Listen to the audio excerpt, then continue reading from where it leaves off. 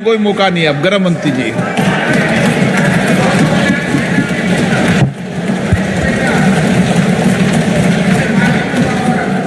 अध्यक्ष जी, सबसे पहले मैं आपका धन्यवाद करना चाहता हूं कि आपने इस विषय पर सरकार की ओर से मेरा पक्ष रखने का मुझे मौका दिया है।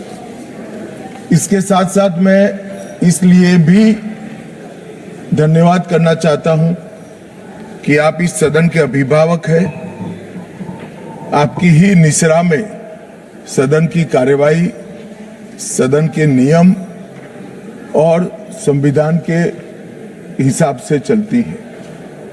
ये महत्वपूर्ण संविधान संशोधन बिल पर आपने करीब करीब 130 सदस्यों को बोलने का मौका दिया है और ऐसे जैसे अभी आपने बताया, इसमें से 56 सदस्य महिलाएं हैं। वो एक प्रकार से बहुत बड़ा रिकॉर्ड शायद बनेगा, ऐसा मुझे लगता है। संविधान संशोधन 33 का है, संविधान संशोधन 33 का, लेकिन 75% को मौका दिया है। मान्यवर, इस चर्चा को अगर बारीकी से कोई शब्दों में ही सुनेगा तो महिला आरक्षण के लिए जो संविधान संशोधन है, इसका किसी ने विरोध नहीं किया है। सबने बोलने के लिए तो बोला है कि हम महिला आरक्षण के पक्ष में है। ये संविधान संशोधन जो आया है उसका हम स्वागत करते हैं, मगर उसको बारीकी से देखें तो इंडी अलायंस के सभी सदस्यों ने अगर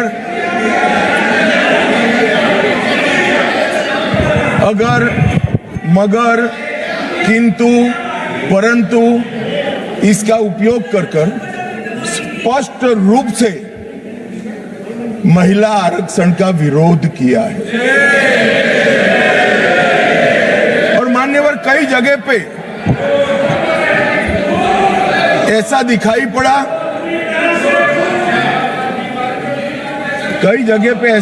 पड़ा, कि विरोध हमारे दृष्टिकोण की जगह हमारे इंप्लीमेंटेशन के तरीके पर है। परंतु मैं इस सदन के माध्यम से देश की जनता के सामने स्पष्ट करना चाहता हूं कि ये जो विरोध है वो इंप्लीमेंटेशन का नहीं है।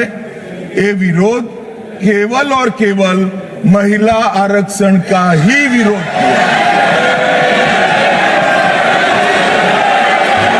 और मान्यवर,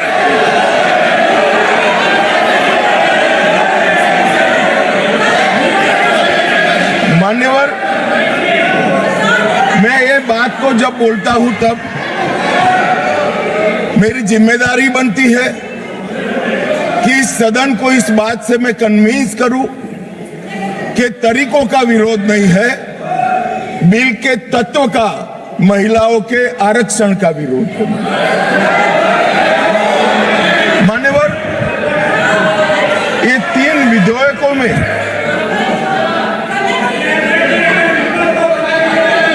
अरे धैर्य रखो भैया, धैर्य रखो। अखिलेश जी समझाओ जरा। मान्यवर,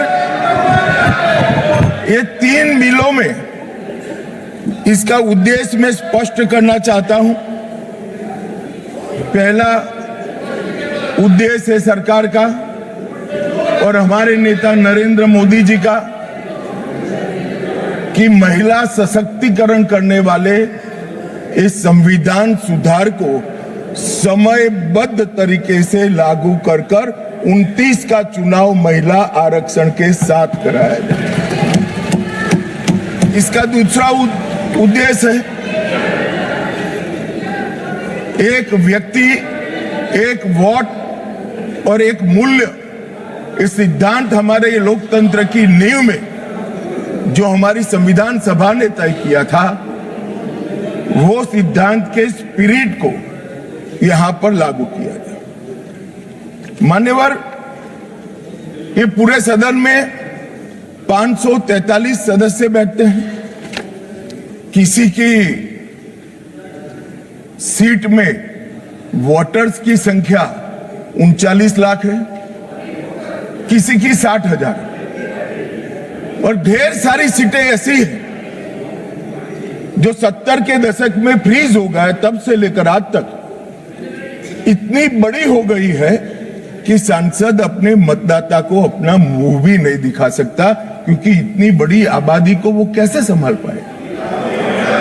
मान्यवर, जो मतदाता है उसकी अपेक्षाएं होती है, उनकी समस्याएं होती है, और समस्याओं के निराकरण के लिए वो सांसद के पास भी जाना चाहता है, मिलना भी चाहता है। क्या इस सदन में जो विरोध करते हैं उसमें से कोई मुझे समझा सकता है कि जिस सांसद के कॉन्स्टिट्यूएंसी में 39 लाख वोटर हो, वो किस प्रकार से अपनी सांसद की जिम्मेदारी का निर्वहन करेगा? और इसी विषय को दृष्टिगत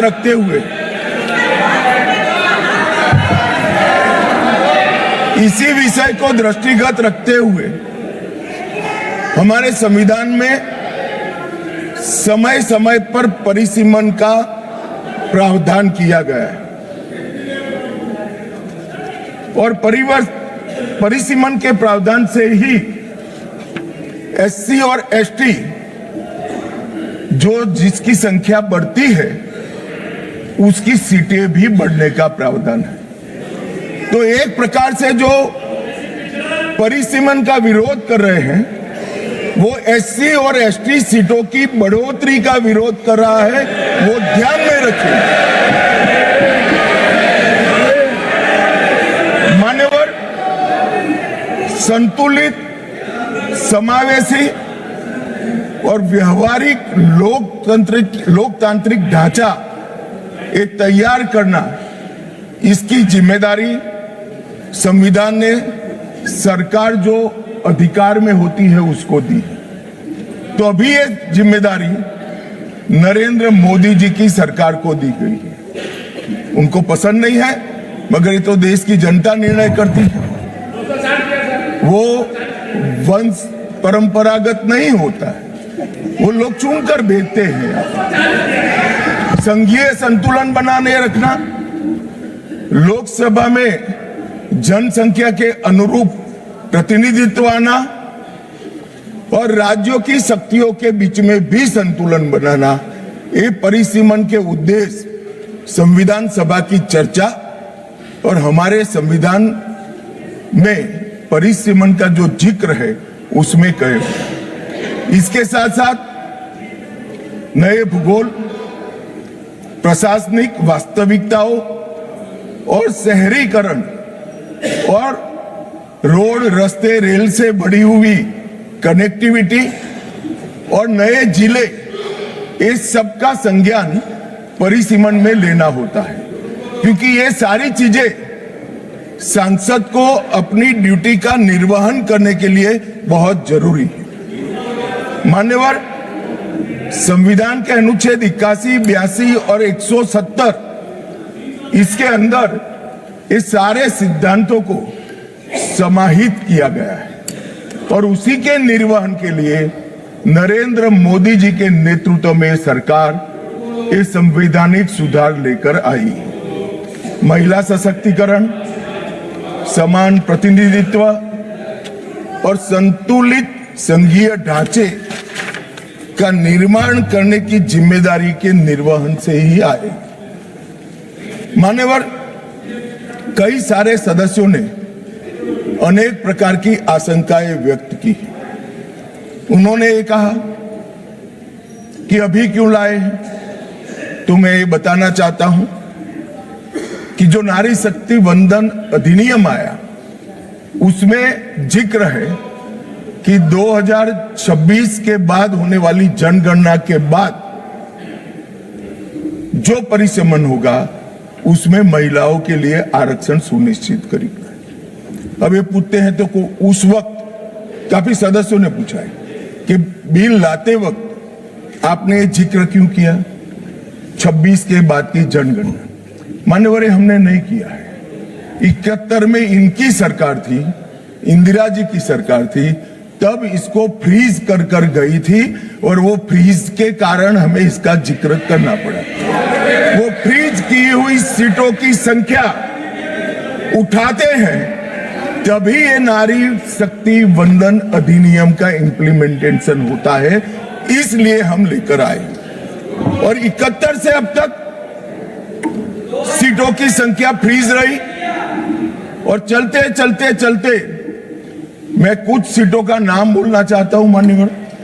मलकाजगिरी तेलंगाना 48 लाख संख्या मतदाताओं की, बेंगलुरु उत्तर 29 लाख संख्या, बेंगलुरु दक्षिण 29 लाख संख्या, गाजियाबाद जहां से कभी रक्षा मंत्री जी भी सांसद रहे 28 लाख संख्या, उत्तर पश्चिम दिल्ली 27 लाख संख्या। 127 सीटें ऐसी है मान्यवर जिसमें 20 लाख से ज्यादा वोटर से 20 लाख से ज्यादा। अब मुझे कोई बताए भला, जहां 48 लाख वोटर है वो सांसद कैसे 48 लाख मतदाताओं की अपेक्षाओं के साथ अपने आप को मैच कर, इसकी पूर्ति। अरे अखिलेश भाई, एक लेवल की बात चल रही है यार, कहां केंद्रीय विद्यालय कर रहे हो अभी? इसका समय आएगा।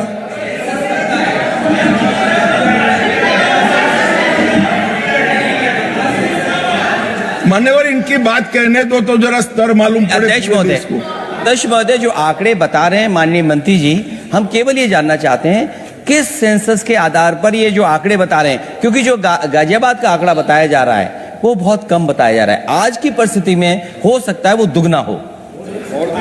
मैं यही कह रहा हूं, ये पुराना है। मैं यही कह रहा हूं, अगर डिलिमिटेशन करने दोगे तो नया आ जाएगा और एक की जगह दो सीटें बन जाएगी। मान्यवर, उनको ये भी पता नहीं है कि वो अपने स्टैंड के पक्ष में आर्ग्यूमेंट दे रहे हैं या विपक्ष में दे रहे हैं। मान्यवर, 127 सीटें ऐसी हैं जहां 20 लाख से ज्यादा वोटर। अब इसमें एक व्यक्ति, एक मत और एक मूल्य, इस सिद्धांत का पूर्णतया उल्लंघन होता है। कहीं पर तो 45 लाख मतदाताओं के समूह को एक प्रतिनिधि मिला है और कहीं पर 6 लाख मतदाताओं के समूह को एक प्रतिनिधि मिला है। तो मत का मूल्य जो एक होना चाहिए वो नहीं हुआ है मान्यवर। और मैं विश्वास दिलाता हूं कि डिलिमिटेशन के लिए ये लोग सहयोग कर दे, हमें भरोसा करें और डिलिमिटेशन करने दे तो ये मूल्य एक समान हो जाए।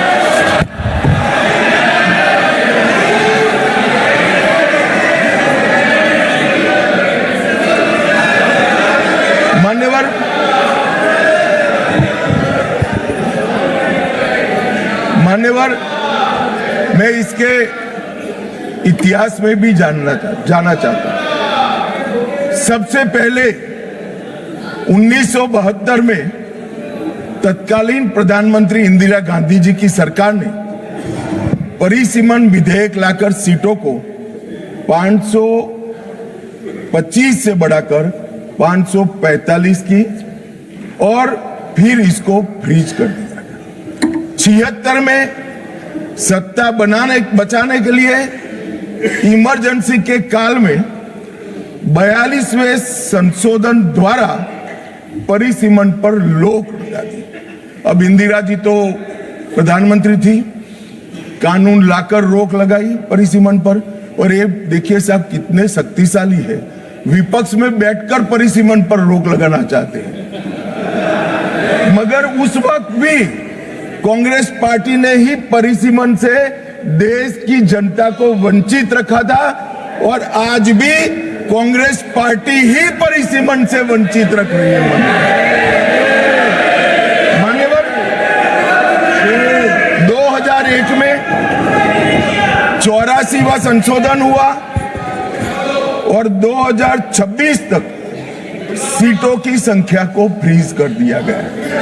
तो ये जो कह रहे हैं कि नारी शक्ति वंदन अधिनियम में 2026 कहां से आया, तो वो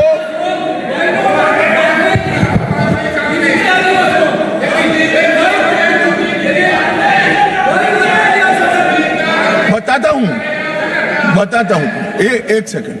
मान्यवर, ये कह रहे हैं वाजपेयी जी थे, वाजपेयी जी बड़े विद्वान पुरुष थे, ये इनको जानते थे, तो इन्होंने प्रयास ही नहीं किया, बेचारे ने आगे बढ़ा दिया इंदिरा जी का। मगर हम तो समझते थे कि आप हमें सपोर्ट करोगे, तो हम तो बिल लेकर आ गए, अब आप गिराना चाहते हो भाई। तो वाजपेयी जी ये बात की कल्पना कर सकते थे। कांग्रेस पार्टी को हम लोगों से वाजपेयी जी बहुत अच्छे से जानते थे, क्योंकि 19 महीना जेल में रहे थे मान्यवर, वो बहुत अच्छे से पहचानते थे। और 84वां संशोधन इसने 26 तक फ्रीज कर दिया और 50 वर्षों तक 1976 से लेकर 2026 तक क्या रिकॉर्ड से हटाना है? प्लीज अध्यक्ष जी, प्लीज, अरे बैठ जाओ मैं बता देता। तय करने दो, आप मत करें, प्लीज बैठिए। मैं इनकी इज्जत करते ही इसका सम्मान करता हूं माननीय अध्यक्ष जी। अभी से लेकर अंत तक अगर फ्लो के कारण कोई असंसदीय शब्द निकल जाता है तो आप स्वयं इसको हटा देना, इनको बोलने का मौका मत देना। मान्यवर, 50 वर्षों तक 1976 से लेकर 2026 तक देश की जनता को जनसंख्या के अनुपात में प्रतिनिधित्व नहीं मिला। 26 में ये सीमा समाप्त हुई। अब 26 में सीमा समाप्त होने के बाद अगर डिलिमिटेशन करते हैं तो डिलिमिटेशन 29 के पहले समाप्त नहीं हो सकता, क्योंकि परिसीमन आयोग का एक नियम है कि हर कॉन्स्टिट्यूएंसी में जाकर पब्लिक हियरिंग देना होता है। तो 543 कॉन्स्टिट्यूएंसी का पब्लिक हियरिंग 26 के मध्य से लेकर 29 तक हो नहीं सकता और 27 तक जनगणना के आंकड़े नहीं आ सकते।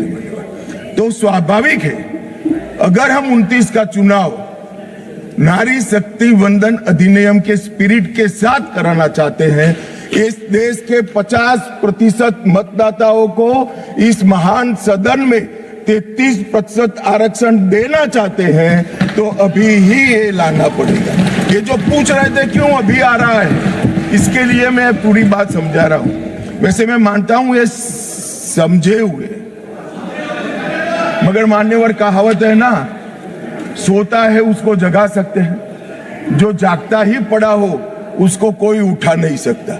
ये सब समझते हैं मगर एक भ्रांति खड़ी करना चाहते हैं। मान्यवर, 76 में इस देश की आबादी थी 54.79 करोड़ और आज 140 करोड़। तो 54.79 करोड़ आबादी में जितने सांसद थे उतने ही 140 करोड़ की आबादी के बाद रखना, ये इनका मानना है।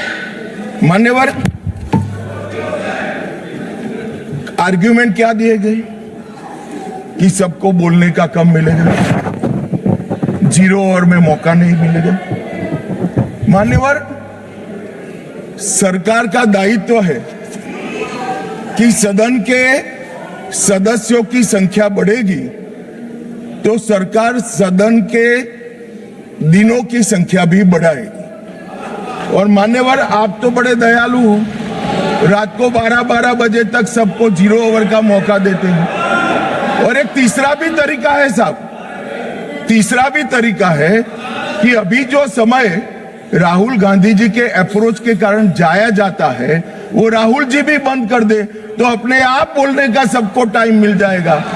ये विरोध कर सदन करा कर जो समय बेकार कर देते हैं, वो अगर वो भी बंद कर दे तो कुछ सरकार बढ़ाएगी, कुछ राहुल जी बढ़ाएंगे और कुछ आप बढ़ा लोगे, तो समय की चिंता किसी को करने की जरूरत नहीं है। मान्यवर, परिसीमन आयोग वो एक प्रकार से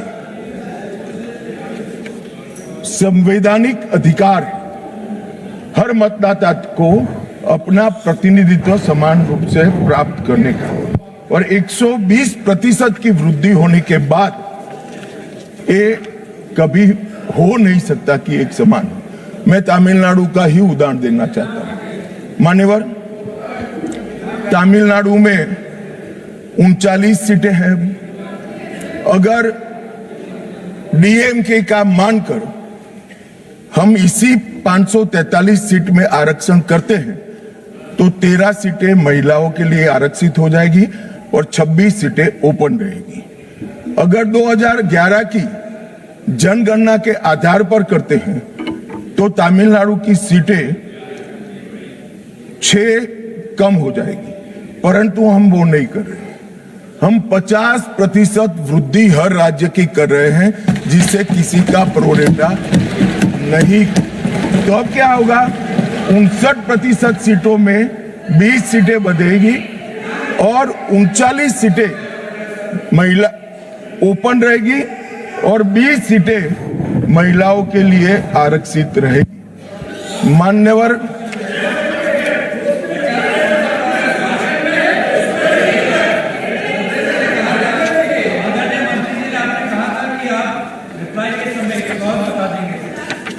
अभी कहां समाप्त हुआ है भाई? आप भी राहुल जी के तरह मेरे बोलने का क्रम आप तय करो। नहीं तो कोई आपत्ति नहीं है, मैं दूंगा ना, इससे भी अच्छी दरखास्त दूंगा, चिंता मत करो। और मान्यवर, कुछ सदस्यों ने सवाल उठाया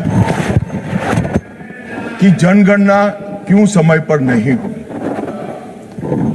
मान्यवर, सबको मालूम है कि 21 में जनगणना होनी थी और 21 में इस सदी की सबसे बड़ी महामारी आई, कोविड का संकट आया और कोविड के संकट के कारण जनगणना संभव नहीं हो पाई।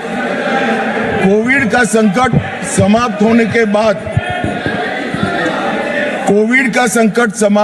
बाद देश को काफी समय लगा इसमें से उभरने में, और जब 24 में जनगणना की शुरुआत हुई तब कुछ दलों ने उचित ही मांग करी कि भाई जाति के आधार पर जनगणना करनी चाहिए। सरकार ने अनेक दलों के साथ चर्चा की, अनेक जाति समूहों के साथ चर्चा की, कई सारे सामाजिक ग्रुपों के साथ चर्चा की, कुछ सरकारों से भी चर्चा करी, राज्य सरकारों से, और बाद में निर्णय करा 25 में कि हम जाति जनगणना कराएंगे। मान्यवर, और ये निर्णय होने के बाद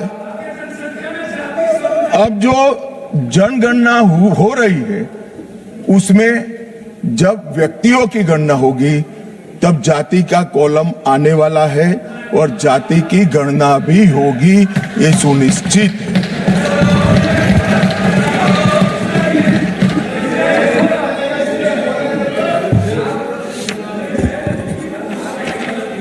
मान्यवर, मैं पहले भी जो जनगणना हुई है कांग्रेस पार्टी के समय में, इसके भी प्रश्नोत्तरी को स्टडी किया हूं। जब बिल्डिंग की जनगणना होती है उस वक्त जाति जनगणना तो करते ही नहीं थे, परंतु धर्म भी नहीं पूछा जाता था और कुछ नहीं पूछा जाता था। मगर जब व्यक्ति की जनगणना होती है तब ये सारे सवाल आते हैं, कितना पढ़े लिखे हो, कब जन्म हुआ था, धर्म क्या है। अब ये भी पूछेंगे कि जाति क्या है। इसमें किसी को संशय करने की जरूरत नहीं है। नरेंद्र मोदी जी ने दूरदर्शिता के साथ आपको पहचान कर कैबिनेट प्रस्ताव में जनगणना की जाति के साथ होगी वो प्रस्ताव पारित किया। तो इसमें कोई भी कंफ्यूजन कोई कंफ्यूजन रखने की। पीयूष भाई क्या अपेक्षा रख रहे हो? ये जाति जनगणना की डिमांड नहीं कर रहे हैं, हमें उलझाना चाहते हैं। अब पीयूष भाई बेचारे बोले हैं, वो कहते हैं कि जाति जनगणना की घोषणा करे, ताली बजाओ। हम कर रहे हैं तो ये ताली नहीं बजाएंगे। उनको जाति जनगणना से कोई लेन देन नहीं है, उनको यहाँ बैठने से लेन देन है, जो नहीं होने वाला है भैया। अभी मान्यवर, मैं फिर से एक बार 140 करोड़ की जनता के मन में किसी की भी प्रकार का भ्रांति, कंफ्यूजन न हो, इसलिए स्पष्ट करना चाहता हूं कि नरेंद्र मोदी जी की कैबिनेट ने जाति जनगणना का जो निर्णय किया है, वो कैबिनेट प्रस्ताव में 26 की जनगणना जाति के साथ कराने का निर्णय किया है। और मान्यवर,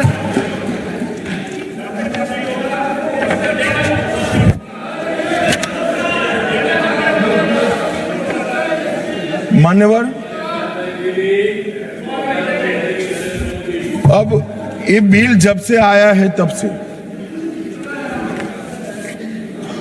विपक्ष ने कुछ भ्रांतियां फैलाना शुरू की। सबसे पहली भ्रांति फैलाना शुरू की कि जाति जनगणना को टालने के लिए ये कर रहे हैं। जाति जनगणना को टालने के लिए हम ये संविधान संशोधन लेकर आए हैं। मैं इनको बताना चाहता हूं मान्यवर, 3 माह पहले जाति जनगणना का पूरा टाइम टेबल हम घोषित कर चुके हैं, टालने का सवाल ही नहीं है। जातिवार जनगणना की शुरुआत हो गई है, उसका पहला चरण जो है वो अभी चल रहा है। फिर आए कि दक्षिण को अन्याय हो जाएगा। कल मुझे थोड़ा भय लगा कि उत्तर बनाम दक्षिण का नैरेटिव एक रात के लिए भी दक्षिण के राज्यों में नहीं होना चाहिए। मैं फिर से स्पष्ट कर देता हूं, दक्षिण का राज्यों का इस सदन पर इतना ही अधिकार है जितना उत्तर के राज्यों का अधिकार है। अरे दक्षिण छोड़िए, छोटी सी यूटी लक्षद्वीप का भी इतना अधिकार है जितना उत्तर प्रदेश, गुजरात और बिहार का। ये देश को इस तरह के नैरेटिव से, उत्तर दक्षिण के नैरेटिव से टुकड़े टुकड़े नहीं करना चाहिए। मैंने इससे ऊपर उठना चाहिए। ये क्या कहना चाहते हैं कि सदन में जो व्यक्ति बैठता है वो ये सोचता है कि किस राज्य से मैं आ रहा हूं। मान्यवर, हम शपथ लेते हैं तो मन से लेते हैं। जो संविधान हाथ में लेकर शपथ लिए हैं वो उत्तर दक्षिण का भेद कराना चाहते हैं, हम नहीं होने देंगे। मान्यवर, जो भी सदस्य यहां शपथ लेता है वो भारत को अक्षुण्ण रखने की शपथ रहता है, पूरे भारत के कल्याण की शपथ लेता है। वो अपनी कॉन्स्टिट्यूएंसी, अपना राज्य, अपना धर्म, अपनी जाति की शपथ नहीं लेता है।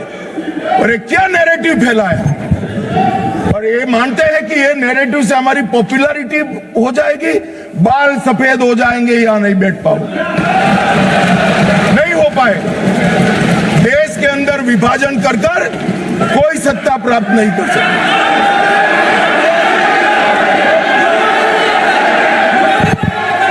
मान्यवर,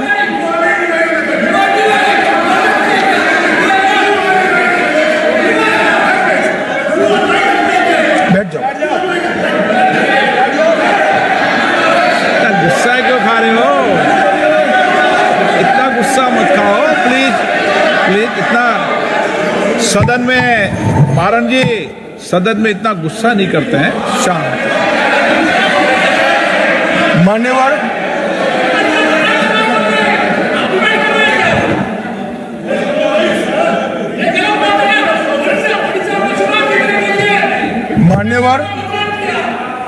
मान्यवर, जोर से बोलने से, बोलना है आपको, मैं बैठ जाता हूं, बोलो चलो। नहीं, उनको बोलने दीजिए ना प्लीज।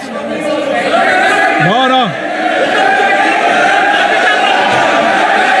हाँ,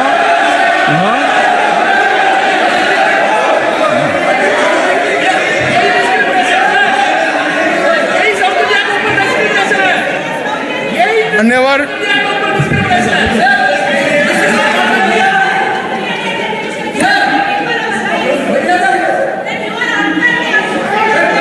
मान्यवर मान्यवर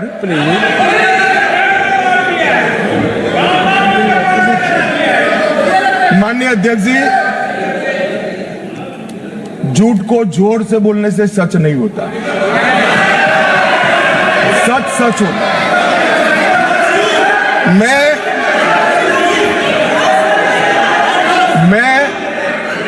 बड़ी शांति से समझा रहा हूं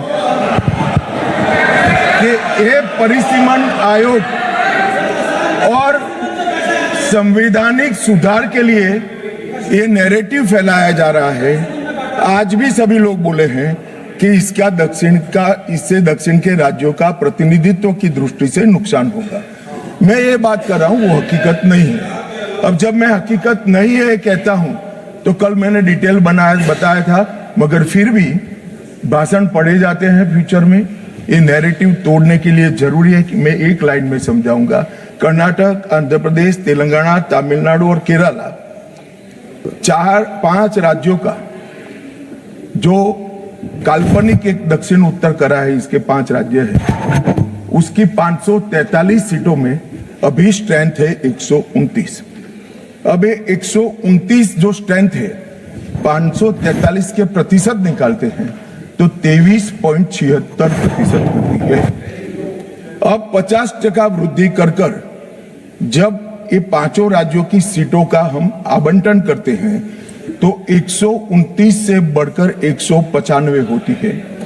129 के बढ़कर सीटें 195 होगी, जिसका 816 में प्रतिशत भार निकालते हैं तो 23.87 आएगा। तो पहले 23.76 था और अब थोड़ा सा बढ़कर 23.87 होगा। इसलिए मैं कह रहा हूं किसी का नुकसान नहीं। मान्यवर, कुछ सदस्यों ने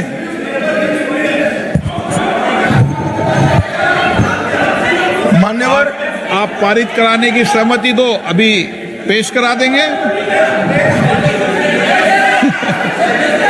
हाँ, 1 घंटा रुक जाएंगे। चलो माननीय गृह मंत्री बता दो इनको, 1 घंटा रुक जाएंगे। कहीं तैयार है? 50% का बिल 1 घंटा रुक जाएंगे। पेश तैयार हो तो कर दें इनको। 1 सेकंड बैठ जाओ। बैठो। ये राजा जी एक मिनट मुझे सुनो। बता दो इनको। अगर इस बिल का विरोध करने का कारण 50% लिखित में चाहिए तो 1 घंटा सदन बंद कर दिए, मैं ऑफिशियल अमेंडमेंट लेकर आता हूं मान्यवर, मगर बिल पारित करने का वो वादा करते। अब वेणुगोपाल जी बताए क्या बिल पारित करेंगे?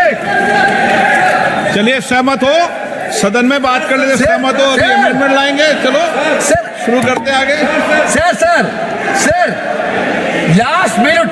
हाँ। Sir, last minute, yesterday onwards, when the bill introduced itself, entire opposition demanding we want this to be in the legislation. Number 2, the constitutional protection of the delimitation to the states, number of the seats in the state should be protected.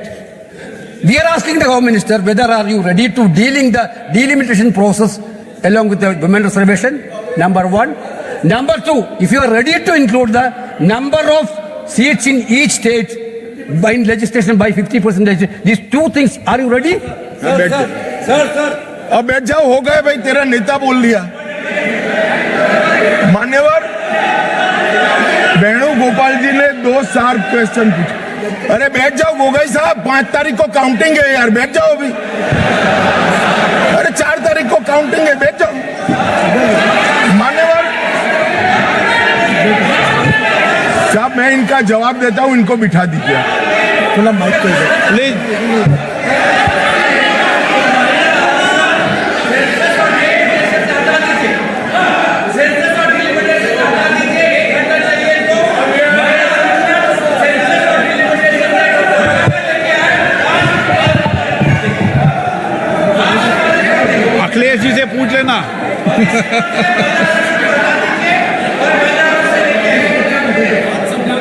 मान्यवर, मुझे लगता है कि आपके नसीब में यश लिखा है, एक बिल पारित हो जाएगा शायद। मान्यवर वेणुगोपाल जी ने दो चीजें करी कि एक तो 50% आरक्षण और 50% सीटें बढ़ाई जाएगी, उसको बिल में शामिल करने के लिए ऑफिशियल अमेंडमेंट लाने के लिए तैयार हो। हाँ जी, मैं तैयार हूं।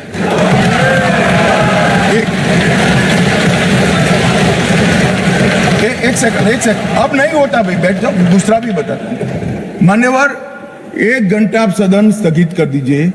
1 घंटे में मैं मेरा ऑफिशियल अमेंडमेंट मेरे पास में तैयार है, जेरोक्स कराकर सभी सदस्यों को सर्कुलेट कर दूंगा, क्योंकि हमें 50% सीट बढ़ानी है, हमें कुछ छिपाना नहीं है, हमें कोई चोरी करनी नहीं है, तो हम कर देंगे। और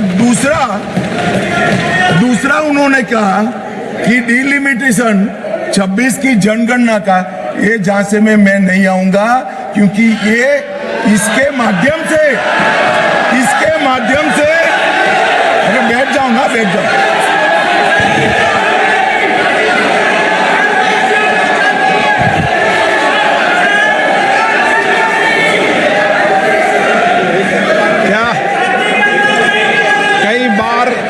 कई बार है ना, सदन में भी फैसले हो जाते हैं, इसलिए सदन में फैसला कर लो।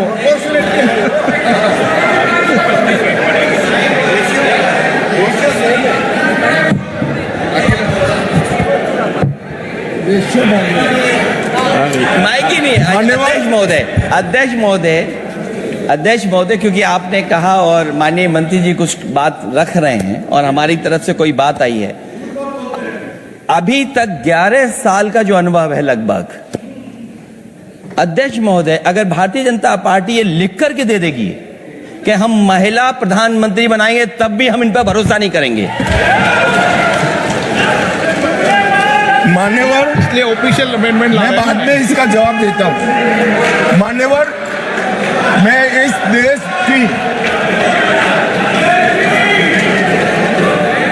देश की मातृशक्ति को कहना चाहता हूं कि राहुल गांधी जी की अनुपस्थिति में कांग्रेस पार्टी ने जो प्रस्ताव रखा है वो एक बहुत सुहाना जाल है, महिला आरक्षण को फिर से एक बार 29 के पहले नहीं होने देंगे। इसलिए मान्यवर, ये जो कहते हैं कि हमारे राज्यों का समान भार होना चाहिए, मैं सहमत हूं। महिला आरक्षण 29 के पहले ही करना चाहिए, 29 के बाद ले जाने के लिए इनका षड्यंत्र सफल हम नहीं होने देंगे। मान्यवर, मैं समझ रहा हूं कि ये वोट नहीं देंगे तो महिला आरक्षण का बिल गिर जाएगा, मगर इस देश की महिलाएं देख रही है, उनके रास्ते का रोड़ा कौन है वो देख रहे हैं।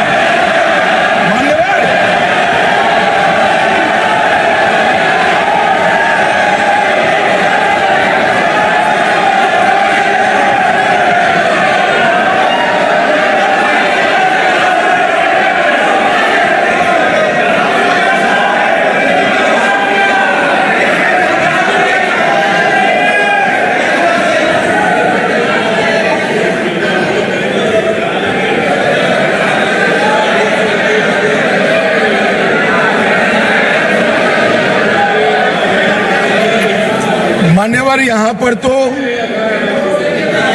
शोर शराबा कर बच जाओगे, मगर माताओं बहनों का जो आक्रोश आपके खिलाफ है ना, जब मैदान में जाओगे तब मालूम पड़ेगा। भागते हुए रास्ता नहीं मिलेगा, चुनाव में जब जाएंगे तब मालूम पड़ेगा, मातृशक्ति हिसाब मांगेगी।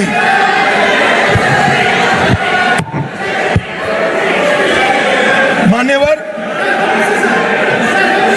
यहां कुछ सदस्यों ने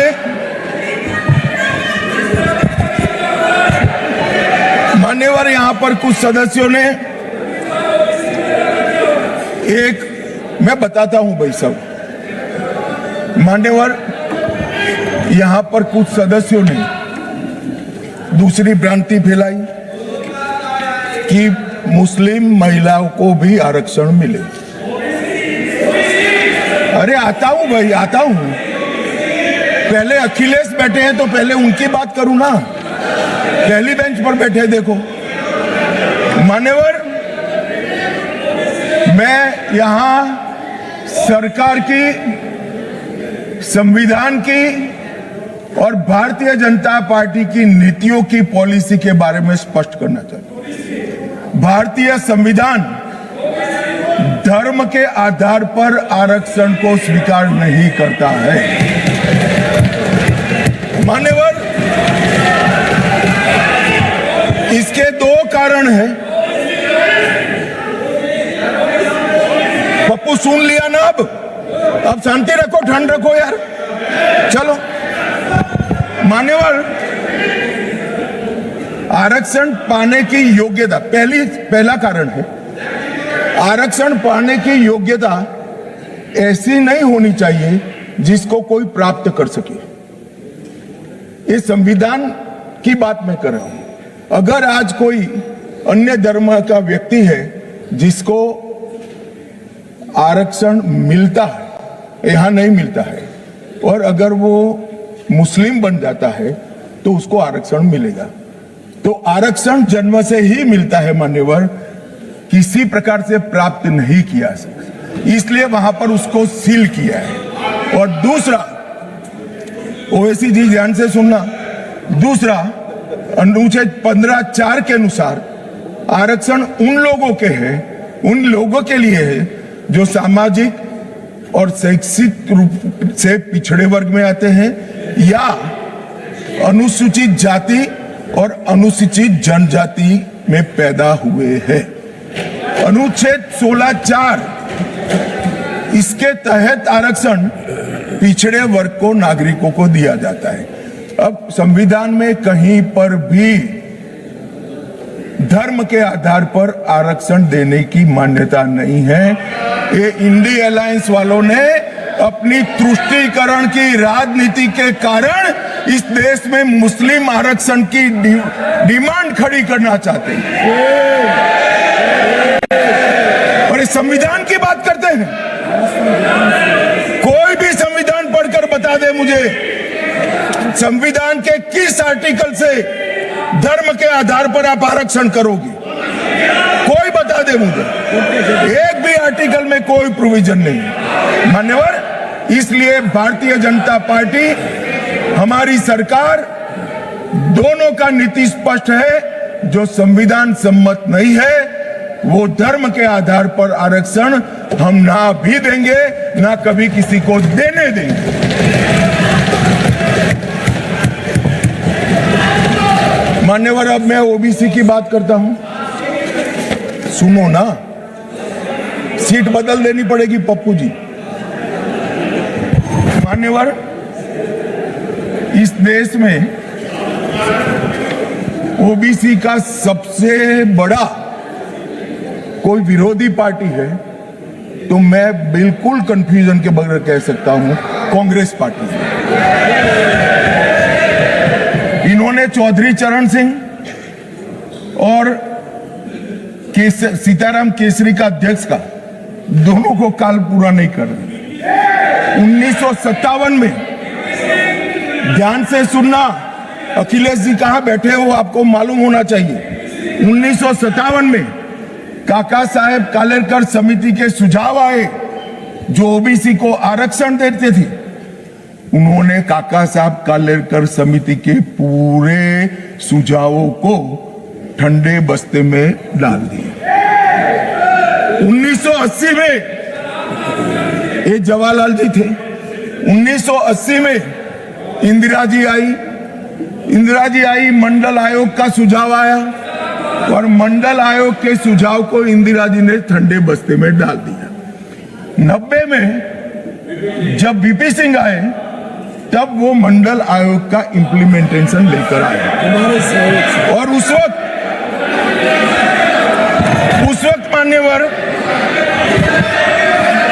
विपक्ष के नेता राजीव गांधी थे। तो नेहरू जी, इंदिरा जी और अब राजीव गांधी, उन्होंने यहां पर अपने जीवन का सबसे लंबा भाषण मंडल आयोग का विरोध करने में किया, अपने जीवन का सबसे। और कांग्रेस ने 51 और 71 दोनों में जाति जनगणना का भी विरोध किया। मान्यवर, अब क्योंकि अब मेल नहीं खा रहा है, 15-20 बार चुनाव हार गए, तो अब ये ओबीसी के हितैषी बनने आए। मान्यवर, मैं आज आपके सामने कहना चाहता हूं, कांग्रेस पार्टी ने अब तक एक भी ओबीसी का प्रधानमंत्री नहीं दिया। भारतीय जनता पार्टी ने नरेंद्र मोदी और अति पिछड़ा समाज के व्यक्ति को प्रधानमंत्री बनाया। मान्यवर, इन्होंने काका साहेब कालेलकर समिति में विरोध किया। मंडल आयोग के रिपोर्ट को इंदिरा जी ने ठंडे बस्ते में डाला, और जब लागू होता था राजीव गांधी जी ने भी विरोध किया। मान्यवर, मैं आज बताना चाहता हूं कि नरेंद्र मोदी सरकार में 27 मंत्री ओबीसी समुदाय में है, जो 40% होता है। मान्यवर, नरेंद्र मोदी सरकार ने ओबीसी कमीशन को संवैधानिक मान्यता दी। नरेंद्र मोदी सरकार ने ओबीसी की सूचियों को संशोधित करने का अधिकार राज्यों को देकर एम्पावरमेंट करा, और 14 से 18 के बीच में 16 जातियों को ओबीसी जनजाति में क्या है। अरे मेरा हो जाने के बाद पूछिए ना। You can ask later. माननीय गृह मंत्री जी, क्या कह रहे हैं? बाद में you can ask later.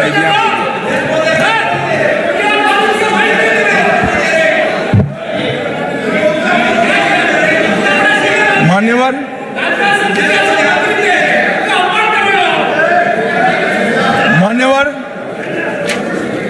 और जाति जनगणना चल रही है।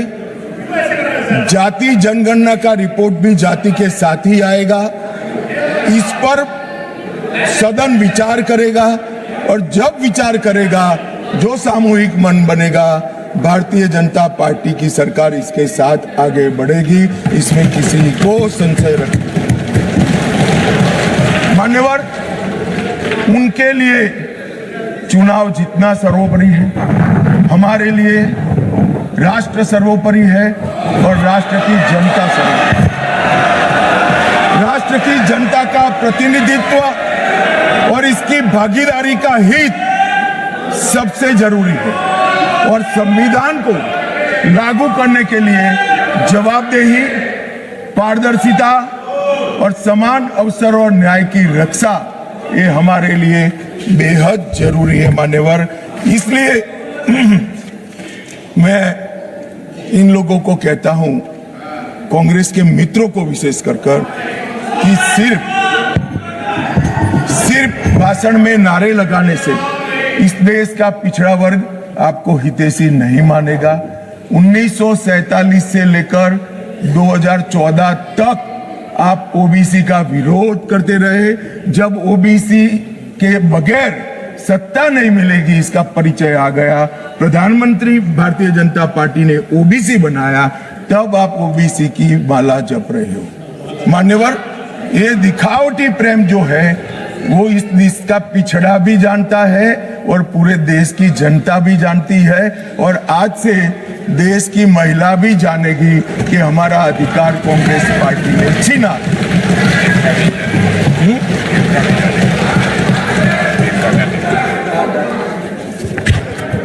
मान्यवर, अब मैं महिला आरक्षण पर बताना चाहता हूं। सबसे पहले 1992 में श्री नरसिम्हा राव 72 और 73 का संविधान संशोधन लेकर आए और माताओं बहनों को 33% आरक्षण पंचायत में देने का एक स्तुत्य काम नरसिम्हा राव जी ने करा।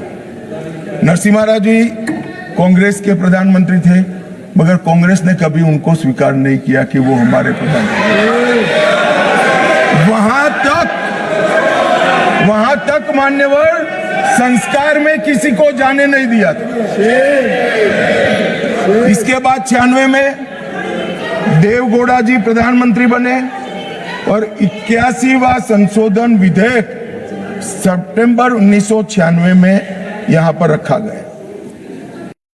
वहां कुछ पार्टियों ने विरोध किया, मैं कहना नहीं चाहता हूं, मगर सब उछल पड़ेंगे और एक कमेटी बनी, गीता मुखर्जी कमेटी।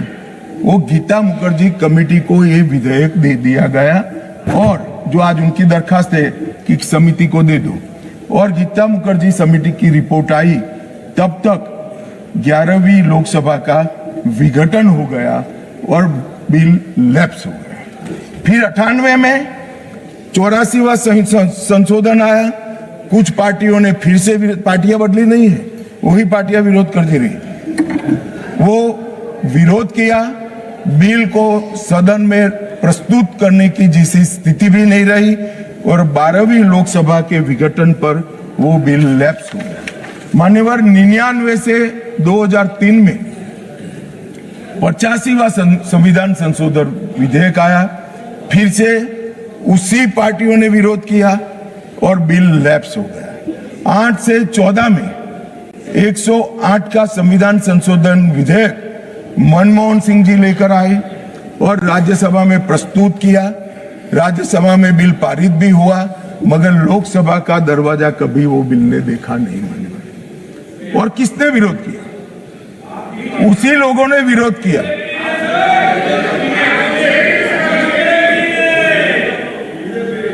मान्यवर, मैं रिकॉर्ड क्लियर करना चाहता हूं, भले माइक के बगैर बोले हैं, बीजेपी ने इस बिल का कभी विरोध नहीं किया।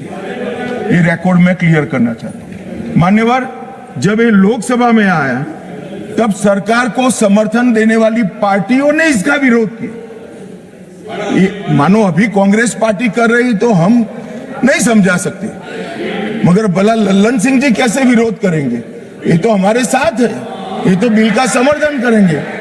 मान्यवर, कांग्रेस पार्टी के समर्थक पार्टियों ने मनमोहन सिंह सरकार का ये बिल का विरोध किया। इसका स्पष्ट अर्थ है कि सरकार के इशारे पर सरकार के हिस्सा बनी हुई पार्टियों ने लोकसभा में ये बिल को पेश नहीं किया।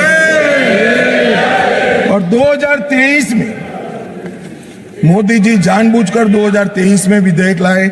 उनको मालूम था कि 24 में चुनाव है, कितनी भी मनसा हो कांग्रेस पार्टी विरोध नहीं कर पाएगी, तो कांग्रेस पार्टी के समर्थन से सर्वानुमत से यही सदन जब नवाब बना, सबसे पहला नारी शक्ति वंदन अधिनियम पारित हो और राज्यसभा में भी हो। तो मान्यवर, हम तो मानते थे कि अब हो गया, मगर जब इम्प्लीमेंटेशन कराने में आए तो किंतु परंतु मगर अगर ये सारी चीजें छोड़कर आज फिर से विरोध कर रहे हैं। 5वीं बार इंडिया अलायंस की पार्टियां विरोध करिए। मान्यवर, ये देश की महिलाएं कभी नहीं भूलेंगी। जब ये चुनाव में जाएंगे, महिलाओं का आक्रोश उनको सामना करना पड़ेगा और रास्ता नहीं मिलेगा। मान्यवर, ये बदलाव की जरूरत क्या है? पहली लोकसभा में 22 महिला सदस्य चुनकर आए, छठी में 19 आए, 8वीं में 44 आए, 14वीं में 51 आए, 17वीं में रिकॉर्ड 78 महिला सदस्य चुनकर आए और 18वीं में 75 महिला सदस्य चुनकर आए। मान्यवर, ये आंकड़े जो है वो हमारी माताओं बहनों की राजनीति में हिस्सेदारी लेने की उत्सुकता को प्रदर्शित करते हैं। यहां पर महिला सांसदों ने, आपने कई बार मौका भी दिया, आज भी दिया, बहुत अच्छा प्रदर्शन किया। बिल के विषय पर बोलकर, जो विषय पर चर्चा हो इस पर बोलकर बहुत अच्छा प्रदर्शन किया है। मान्यवर, हमने लेटर एंड स्पिरिट में ये महिला आरक्षण का, विमेन लेड डेवलपमेंट का हमने अनुसरण किया है। प्रधानमंत्री जी के पहले मंत्रिमंडल में 10 महिलाएं थी और ये कह रहे थे अखिलेश जी कि आपने सिर्फ एक ही मुख्यमंत्री दिया है। हमारे यहाँ सुषमा स्वराज जी दिल्ली की पहली मुख्यमंत्री बनी, उमा भारती जी मध्य प्रदेश की पहली मुख्यमंत्री बनी, वसुंधरा राजे जी राजस्थान की पहली मुख्यमंत्री बनी, आनंदीबेन पटेल गुजरात की पहली मुख्यमंत्री। मान्यवर, एक बात पर मैं ध्यान दिलाना चाहता हूँ, ये सब जगह भाजपा की महिला नेत्रियां पहली, हाँ अभी है, मगर ये तो पहली बार बनी। ये पहली बार बनी, इसका मतलब क्या है? 70 साल में कांग्रेस ने कभी उन राज्यों में महिला मुख्यमंत्री को जगह नहीं दी, इसलिए हमारा नंबर लगा है। और आज भी रेखा गुप्ता जी पहली मुख्यमंत्री नहीं है, तीसरी मुख्यमंत्री के। अरे मैं बोल रहा हूं भाई, पहली मुख्यमंत्री नहीं है ऐसा बोल रहा हूं। अरे सुनो भाई, पहली मुख्यमंत्री नहीं है ऐसा बोल रहा हूं, तीसरी मुख्यमंत्री है। और मान्यवर, हमने इस देश की पहली आदिवासी महिला को द्रौपदी मुर्मू से महामहिम द्रौपदी मुर्मू बनाया। मान्यवर, हमने 3 दशकों से जो बिल चर्चा में आता था और नूरा कुश्ती वाले प्यार और अभाव से रिजेक्ट हो जाता था, हम इसको लेकर आए। मगर मुझे दुख है कि पहले भी जिस बिल को जिन्होंने पारित नहीं करने दिया, वो ही आज इसका किंतु परंतु अगर मगर से विरोध करने के लिए खड़े हो गए। मान्यवर, आज 14 लाख महिलाएं अब तक जनप्रतिनिधि के रूप में देश में पंचायत में काम कर चुकी है। मान्यवर,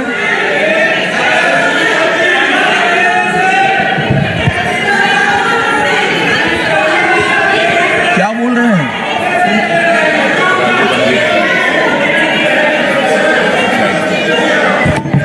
अरे ज्योतिमणि जी, मार्क कट जाएंगे, नरसिम्हा राव जी लाए थे, टिकट कट जाएगी, नरसिम्हा राव का नाम बोलोगी तो। मान्यवर, इस 11 साल में सिर्फ महिला प्रतिनिधित्व की बात नहीं, इस देश की माताओं बहनों का, मातृशक्ति का, महिलाओं का जीवन सुचारू रूप से चले, इसलिए ये 11 साल में 15 करोड़ घरों में नल से पानी पहुंचा है। मान्यवर, नल से पानी पहुंचता है तो सबसे ज्यादा फायदा माताओं बहनों को। 10 करोड़ महिलाओं को उज्ज्वला दिया गया, 12 करोड़ शौचालय बनाए गए, 7 करोड़ 26 लाख सुरक्षित मातृत्व दिया गया, 52 करोड़ पीएम मुद्रा योजना की महिला साहसिक बनाई गई, 4 करोड़ में से 75% माताओं बहनों को घर देने का काम नरेंद्र मोदी जी ने। और मान्यवर, जेंडर बजटिंग में 97,000 करोड़ का बजट था, नरसिम्हा राव जी ने, निर्मला जी 5 लाख करोड़ का बजट इस देश की महिलाओं के लिए। मान्यवर, हमारे लिए ये कोई मायने नहीं रखता है कि महिलाओं को प्रस्थापित करने के लिए, उनका संबल बनाने, उनके प्रतिनिधित्व देने के लिए और विधायी संस्थाओं में उनकी हिस्सेदारी देने के लिए जिसका भी विरोध का सामना करना पड़े, हम करेंगे, लड़ेंगे और महिलाओं को आरक्षण देकर रहेंगे। मान्यवर, आज मुझे एक पत्रकार का फोन आया कि भाई कल की स्पष्टता के बाद विरोध का तो कोई कारण ही नहीं बनता है, क्यों विरोध करें? मैंने बोला भाई ये रॉन्ग नंबर है, आपको राहुल जी को पूछना चाहिए, मुझे क्यों पूछ रहे हो भाई? मगर उसने कहा आपको क्या लगता है? मैं कोई ऐसा नहीं है कि सब सिर्फ महिला आरक्षण विधेयक का विरोध हो रहा है। हमने 370 समाप्त की साहब, उन्होंने विरोध किया। राम मंदिर बनाया, विरोध किया। सीए लाए, विरोध किया। ट्रिपल तलाक समाप्त किया, विरोध किया। जीएसटी लाए, विरोध किया। आयुष्मान भारत बनाया, विरोध किया। नया संसद भवन बनाया, विरोध किया। मत्स्य पालन सहकारिता मंत्रालय बनाया, विरोध किया। सीडीएस बनाया, विरोध किया। 3 तलाक खत्म किया, विरोध किया। नक्सलवाद खत्म किया, विरोध किया। आतंकवाद को सत्ते में डाला, विरोध किया। सर्जिकल स्ट्राइक, विरोध किया। एयर स्ट्राइक, विरोध किया।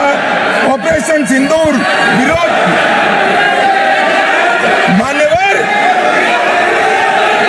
मान्यवर, इन्होंने अच्छे बुरे सोचे बगैर नरेंद्र मोदी जी जो कर रहे हैं इसका विरोध करने का ठान लिया। मुझे तो था आज देश की माताओं बहनों के लिए,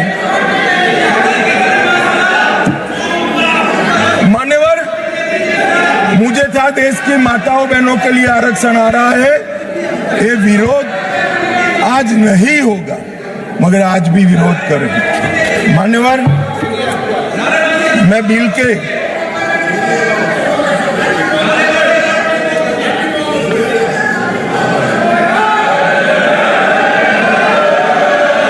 नारेबाजी मत करिए प्लीज, प्लीज।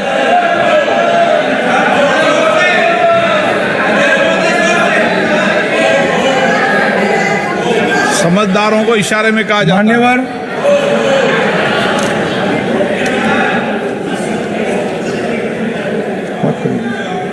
मान्यवर, बिल के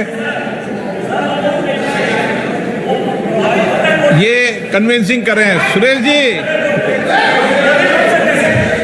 सुरेश जी, अरे यार छोड़ो। सुरेश जी, कन्विंसिंग मत करो, वोट डरने वाला है। मान्यवर, कन्विंसिंग मत। ये जो बिल मेरे साथी अर्जुन मेघवाल जी लेकर आए हैं, इसमें अनुच्छेद 81/1 में संशोधन प्रस्तावित है। इससे 550 से लोकसभा के सदस्यों की संख्या 850 तक की जाएगी। मान्यवर, अनुच्छेद 81(2)(b) उसको भी कोई बदलाव के बगैर हम कह रहे हैं, इसका जिक्र मैं बाद में करूंगा। अनुच्छेद 81(3) में जनसंख्या को नवीन जनगणना के अनुसार परिभाषित करने का जो है, उसमें हम प्रोविजो क्लॉज लगाते हैं और इसको समाप्त करते हैं। इसके साथ 170A जो राज्य विधानसभाओं की न्यूनतम और अधिकतम सीटों को निर्धारित करता है, उसको 10 का 10 रखते हैं। 170(2) समानता के सिद्धांत राज्य विधानसभा निर्वाचन क्षेत्रों में जो है, इसके अंदर हम बदलाव करते हैं। और ये सारे बदलावों का मूल उद्देश्य है कि 50% सीटें हर विधानमंडल और संसद में बढ़ाकर माताओं बहनों को 33% आरक्षण दिया जाएगा। मान्यवर, मैं अभी बताया कि 2023 में सर्वसम्मति से ये बिल पारित हुआ है, मगर आज किंतु परंतु अगर मगर से कांग्रेस पार्टी पीछे हो रही है। मान्यवर, इसके मुझे 2 ही कारण दिख रहे हैं कि ये बिल नरेंद्र मोदी जी ला रहे हैं। अगर ये महिला आरक्षण होता है तो देश की माताओं बहनों में मोदी जी को यश मिलेगा। मान्यवर, मोदी जी ने बड़ा हृदय कर एडवर्टाइज देकर उनको यश देने का कह दिया, फिर भी ये नहीं मानते हैं। मान्यवर, उनको लगता है कि महिलाएं ज्यादा मोदी जी को वोट देती हैं, उनको क्यों भला रिजर्वेशन दे। तो मैं बताता हूं कि आप रोक नहीं। आज ये 23 में इस सदन में से देश की महिलाओं को जो वादा किया था 23 में 33% आरक्षण का, irrespective of party, irrespective of member, पूरे सदन ने वादा किया था, इससे पीछे हट रहे। मान्यवर, ये पहली बार नहीं हो रहा, ये साहबानों में भी पीछे हट गए, ट्रिपल तलाक में भी पीछे, और अब तक जितनी बार महिला आरक्षण आया वो पीछे हटे। मान्यवर, मैं अभी भी, हमारे नेता ने तो कहा कि भाई अंतरात्मा की आवाज से वोट करिए। ये अंतरात्मा की आवाज का नारा नरेंद्र मोदी जी का नहीं है, इंदिरा गांधी जी का है। मगर मोदी जी को थोड़ा समझ फेर हो गया। उस वक्त विरोध पक्ष में अटल जी, अडवाणी जी थे। यहाँ आत्मा ही नदारद है, अंतरात्मा कहां से लाना। मान्यवर, ये रूथलेस पॉलिटिक्स करते। महिलाओं को आरक्षण मिलेगा, इसका यश किसको मिलेगा, इसके लिए आप महिलाओं का आरक्षण लटका रहे हो। चुनाव में जहां जहां जाओगे, इस देश की महिलाओं का आक्रोश आपको सहन करना पड़ेगा, फेस करना पड़ेगा, और रास्ता भी लेगा। मान्यवर, मैं, आप इस सदन के कस्टोडियन हो, अभिभावक हो।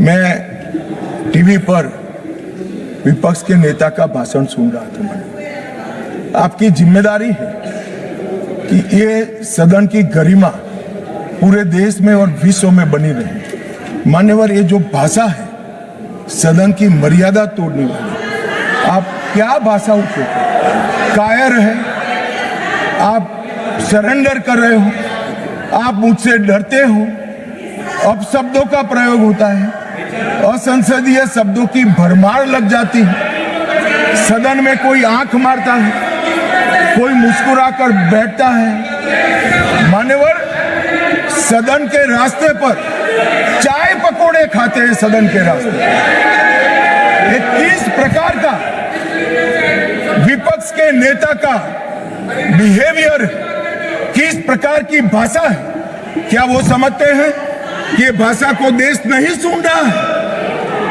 ये भाषा को देश सुन रहा है।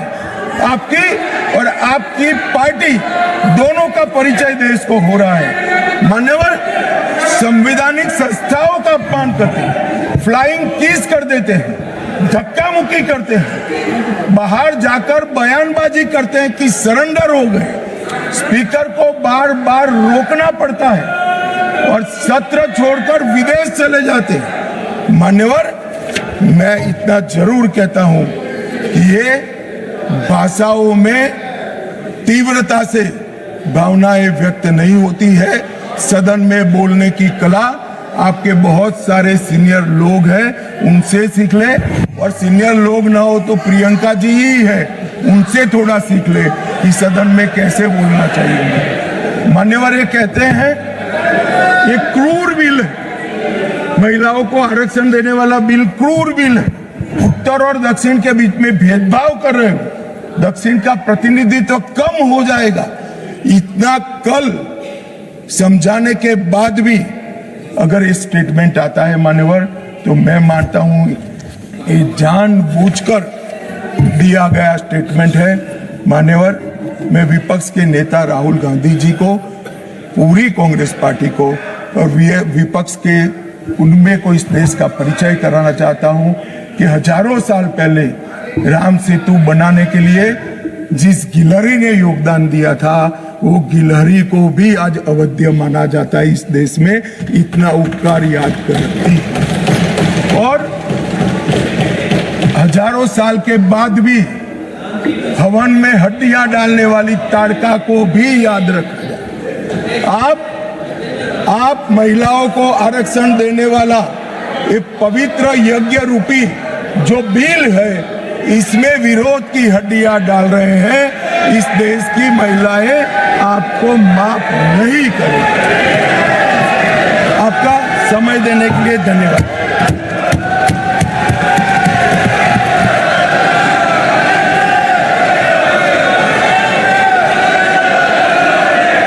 माननीय गृह मंत्री जी।